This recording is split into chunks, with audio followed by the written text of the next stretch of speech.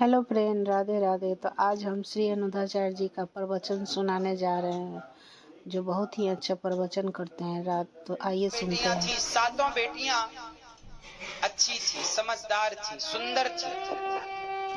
एक दिन राजा का दरबार लगा था। राजा ने अपने मंत्रियों से पूछा, मंत्री बताओ तुम किसका खाते हो? मंत्री ने कहा, सरकार हम आपका खाते हैं। प्रजा से पूछा राजा ने, तुम किसका खाते हो? प्रजा ने कहा, मालिक हम आपका खाते हैं। राजा को बड़ा घमंड था, अरे मैं सबका पालनहार हूं, मैं सबको खिलाता हूं। राजा ने अपनी पत्नी से पूछा, तुम किसका खाती हो? पत्नी ने कहा, सरकार हम आपका खाती हैं। बड़ी बेटी से कहा, बेटा तुम किसका खाती हो? पिताजी आपका। दूसरी से कहा, तुम किसका? पिताजी आपका। तीसरी से पूछा, पिताजी आपका। चौथी से, पिताजी आपका। पांचवी, छठी, सातवीं बेटी से पूछा, बेटी तुम किसका खाती हो? उस बेटी ने बिल्कुल सही उत्तर दिया, पिताजी मैं तो भगवान का दिया अपने भाग्य का खाती हूँ, ईश्वर का दिया अपने भाग्य का, जो मेरे भाग्य में है, जो विधाता खिलाएगा खाऊंगी। पिता को बात बड़ी बुरी लगी कि मेरी बेटी ऐसा कह रही है।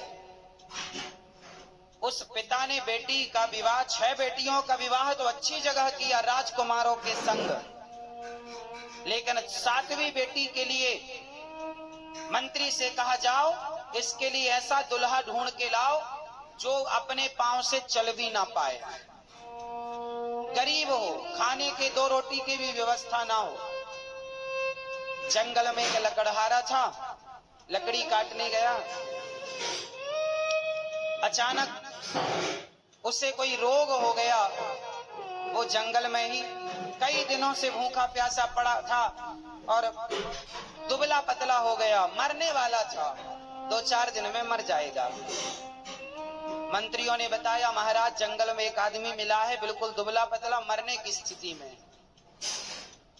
राजा ने कहा, उसी से मेरी बेटी का विवाह करो, छोटी का। उसने कहा ना कि हम भगवान का दिया, देखते हैं इसको भगवान क्या देते हैं। हम तो देखो अपनी बेटियों का विवाह राजा महाराजाओं से किया, महलों में रह रही हैं, अब देखता हूं किसका भगवान इसे क्या देता है। छोटी बेटी का विवाह उस पिता ने उस लकड़हारे से कर दिया जो मरने वाला था, बीमार था, कोई नहीं था, गरीब, अब लकड़ी काट के गुजारा करने वाला। मैया को जगा दो, सुन ले थोड़ा सा। मेरी माँ 7 दिन सोगी, मुझे पता है।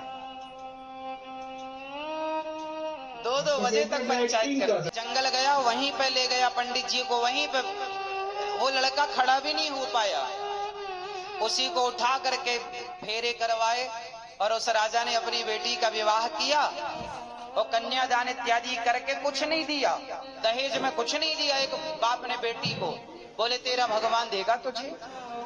तो कहती है कि हम अपने भाग्य का खाती हैं, देखता हूं तेरा भाग्य क्या है। एक पिता ने अपनी 7वीं बेटी को त्याग दिया, ये कहकर कि देखता हूं कि तेरा भगवान तुझे क्या देता है। लेकिन एक बात बताएं मेरी माँ, संसार भले आपको त्याग दे, लेकिन भगवान जब अपनाते हैं ना, तो दुनिया त्याग दे तो कोई फर्क नहीं पड़ता, गोविंद है ना अपनाने वाले। इसलिए परेशान ना हुआ करो कि अब हमारा कोई नहीं है। हैं जिनके नाच जगन्नाथ हो, वो कोई अनाथ नहीं हो सकता। सबके नाच, सबके नाच, नाचों के नाच जगन्नाथ, इसलिए उनके होते हुए कोई अनाथ। इसलिए वो लड़की, अब तो पिताजी चले गए, सारी फौज चली गई, जंगल में अब 2 लोग रह गए, एक लकड़हारा पति पत्नी और एक राजा की 7वीं बेटी। स्त्री ने देखा, 7वीं बेटी ने देखा कि मेरा पति तो चल भी नहीं पाता। उसने पूछा अपने पति से, आपको क्या बीमारी है? उसने बताया कि मैं जंगल में आया, पता नहीं पेट में क्या हो गया, मैं चल भी नहीं पाया और पानी देने वाला भी कोई नहीं बचा। अब वो लड़की पत्नी धर्म निभा रही है। और देखिए, जीवन में स्ट्रगल करना पड़े, मेहनत करना पड़े तो करो। ये ना सोचो कि ये दिन क्यों आ गए, दिन तो आएंगे, अच्छे दिन आए तो बुरे दिन आएंगे, रोना नहीं है, घबराना नहीं है। अच्छे दिन आए हैं तो बुरे दिन भी आएंगे। दिन हमेशा बदलते हैं। पहले गर्मियों के दिन थे, अब बारिश के दिन आ गए। पहले सर्दियों के दिन थे, फिर गर्मियों के दिन। तो दिन तो मौसम भी बदलता है। बोलो हाँ, दिन तो ऋतुएं भी बदलती हैं, दिन तो मौसम भी बदलता है, प्रकृति नेचर भी दिन बदलती है। तो तुम्हारे और हमारे दिन नहीं बदलेंगे। सारा दिन सारा एक सा रहेगा क्या? सब दिन एक से होते हैं क्या? बोलो मेरी जनार्दन सुखी रहे। तुम लड़कपन में बच्चे होते हो तो कभी तुम जवान होते हो, तुम्हारे दिन बदल गए। आपसे स्वार्थ है दौड़ते खेलते तो प्रेम है, नहीं थे, आपसे स्वार्थ नहीं है चलते हो, थक प्रेम जाते नहीं। हो, दिन बदल गए ना। यही जीवन की सच्चाई है। रहा है समय एक सा ना रहे। लग रहा है कि ये बहुत प्रेम कर रहा है, इसलिए कहता हूँ प्रेम करना ही है तो जगत से नहीं, जगन्नाथ से प्रेम कर लो। परिवर्तनशील भगवान से प्रेम करो, स्त्री के साथ रहो, पे हंसी पुरुष के साथ रहो। तो कभी आंखों में भैया ये आंसू बात होते आज हैं। भी तो यही बदलाव है। जो लोग कल तक साथ थे वो लोग आज खिलाफ हो गए। यही तो बदलाव है प्रकृति का। संसार में आए हो, इन सबसे गुजरना पड़ेगा। हंस के गुजरो, रो के गुजरो।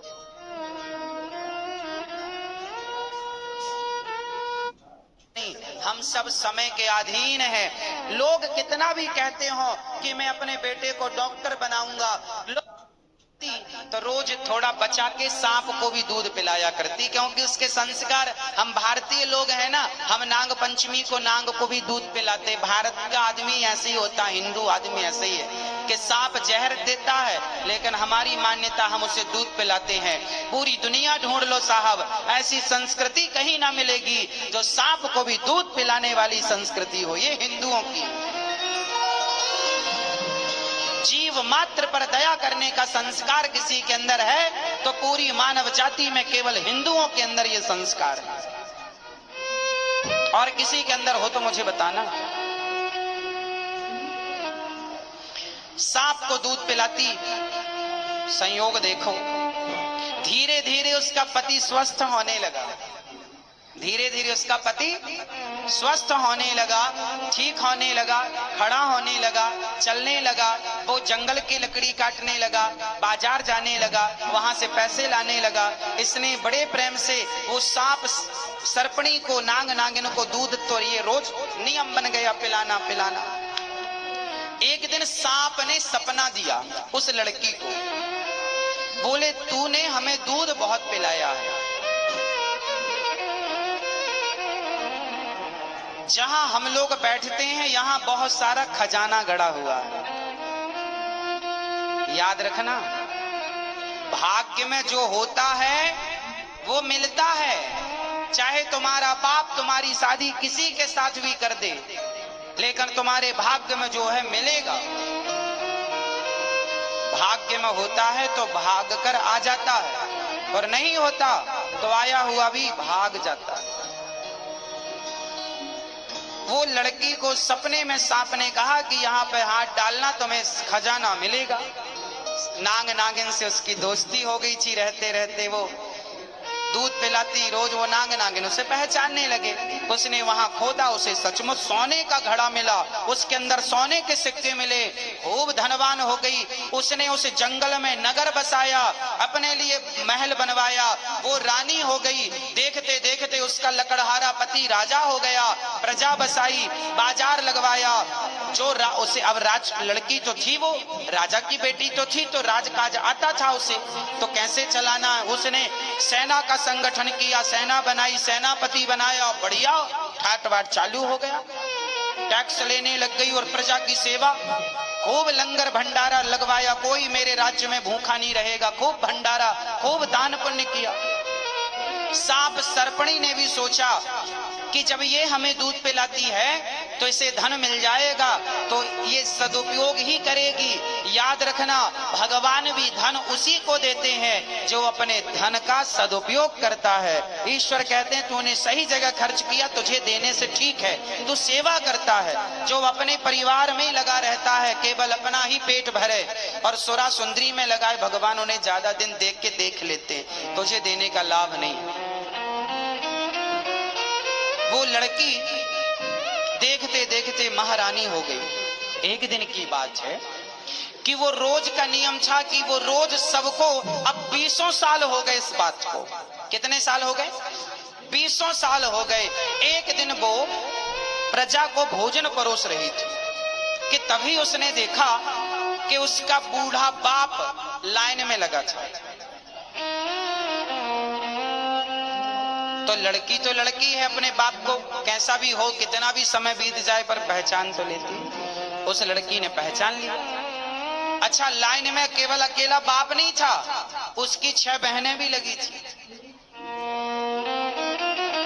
लड़की ने पहचान लिया, पिताजी आप? बाप नहीं पहचान पाया। आप कौन महारानी? पिताजी भूल गए, मैं आपकी बेटी साध्वी, लकड़हारे से ब्याह किया था आपने। आपने पूछा था किसका खाती हो, मैंने कहा था भगवान का दिया भाग्य का खाती हूँ। तो देखो ना, भगवान का दिया भाग्य का, जब भगवान पर विश्वास रखो ना पिताजी, तो वो सिर्फ उसका दिया हम नहीं, भगवान निमित्त बना के सबको खिलाते हैं। देखो आज आप भी खाने आए हैं, बताइए पर आपकी ये दुर्गति कैसे हुई कि आपको रोटी के लिए लाइन में लगना पड़ रहा? क्या हुआ? उसके पिता ने बताया, बेटी मैं घमंड में, अभिमान में चूर हो गया। मेरे सेनापति ने धोखा दे दिया, अन्य राजाओं ने आक्रमण किया, सत्ताएं मिट गईं, सब बेसहारे हो गए, दर दर की ठोकर खाते भटक रहे हैं, सालों हो गए। बहुत भूख लगी थी, सुना था कि इस राज्य में भोजन बंटता है, तो तुम्हारे द्वार पर भूख मिटाने आ गया। पिताजी, सबका पालन करने वाले भगवान होते हैं। भगवान हमें पैसा दे तो हमें ये नहीं सोचना चाहिए कि मैं पालनहार हो गया, मैं भगवान छोड़ी हूँ। पिताजी, आपने अपने आप को भगवान मान लिया था, आपका अभिमान इतना बढ़ गया था कि आप सबसे अपनी तारीफ सुनते और कहते कि मैं सबका पालनहार हूँ। पिताजी, वो अभिमान मिटा के आप भगवान की शरण में जाइए, और जो करते हैं भगवान को, उनकी मर्जी के बिना पत्ता नहीं हिलता, और वो देना चाहें तो भिखारी को भी करोड़पति बना दें, और वो लेना चाहें तो करोड़पति को भी भिखारी बना दें। ये परमात्मा का नित्य का काम है। पिताजी, अभिमान ना करना। उस लड़की ने अपनी सेना भिजवाई, अपने सेनापति को आदेश दिया कि पिताजी के राज्य पर जिसने आक्रमण किया हो उस राजा को पराजित किया जाए। सेनापति गया, राजा इत्यादि उसकी टुकड़ी गई, उसने पराजित किया, अपने पिता का राज्य लौटाया, अपनी बहनों का भी उसने राज्य लौटाया, और अपनी बहनों का राज्य लौटाकर उसने सबका ये घमंड मिटा दिया कि मैं करता हूं। करते कौन हैं? इसलिए आप कभी अपने आप को करता नहीं मानेंगे। हर व्यक्ति अपने अपने भाग्य का खाता है, कोई किसी को नहीं खिलाता, कोई किसी को नहीं खिला सकता, सबको खिलाने वाले भगवान हैं। तो दोस्तों, वीडियो कैसा लगा जरूर बताइएगा, और लाइक एंड सब्सक्राइब करना नहीं भूलिएगा दोस्तों।